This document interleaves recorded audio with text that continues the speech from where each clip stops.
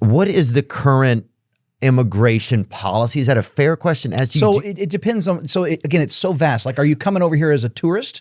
Then you get a visa for 6 months. I see what you're saying. Okay. So and if you come here to work, you got to get a work. You got to have a passport and a worker visa. I think what we want to talk about is like, hey, what's happening at the border right now, and why are we in this mess, right? And I think we can kind of walk through that because I think it's important for you and the audience to know, like, to come to the United States, you have to have permission, and that starts with a passport and a visa. Now, there are so many types of visas, from entertainment to family to work, and it really just depends on what it is you're after. If you're coming here and you have a valid passport and you have you want to be a tourist for 6 months, you get a tourist visa. And you get it stamped and you fly in or drive in, you come to the port of entry and you're free to move out the country for 6 months. If you overstay, then you could be deported. But most tourist visas are for 6 months. And in that window, you come and go. So why do people not want to use the pathways, the legal pathways to immigration? Like, it takes too much time. It's the line's so long. And that's when you hear people say the system is broken. It's because there's so many people in the system and the line to come in the right way is so long.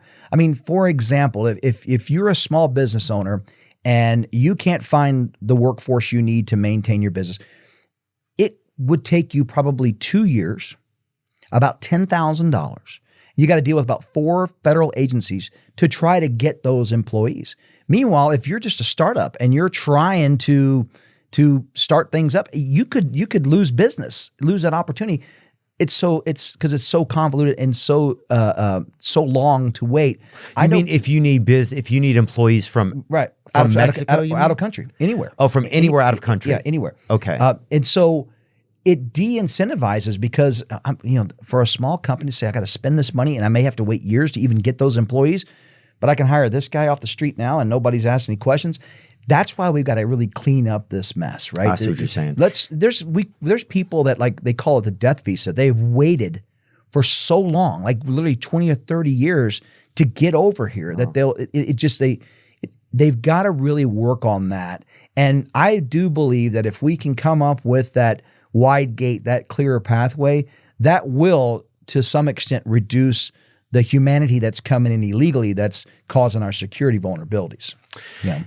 And when you say like people to being hired and businesses having to wait a long time, most of those businesses, we're just thinking like labor type of work. Is that what we're saying? Probably. Yeah, in most cases, but you still have STEM type businesses where people have to There was work visas established, I think, in the late 60s, about 144,000 of non-immigrant work visas, certain criteria. And that's not a lot of visas for people from, and every country has a bite at that 144,000, I think is the number. And that's still all we have? Yeah, they haven't changed it. It's 2024. And that I think is where the frustration lies when you see. Is that true? That's how many work visas? Can you non-immigrant visas? There is I think it's around 140 something thousand. Yeah. Wow. Yeah. And what does that mean, non-immigrant visas? They're not coming here to immigrate and stay. They're just here to work. Oh my gosh, that's so few. Yeah. Yeah. When you put that in perspective, how many people are getting caught and released into the country, and they're looking at, we want to give them work opportunities while they're waiting on their hearing, but yet you've had a quota established for over 50 years and you haven't willing to change that. What about the poor people that have been waiting in line to get that work visa? What about the business owner that has been waiting his turn to hire people? It deters people from wanting to do it legally at a certain point. Spot on.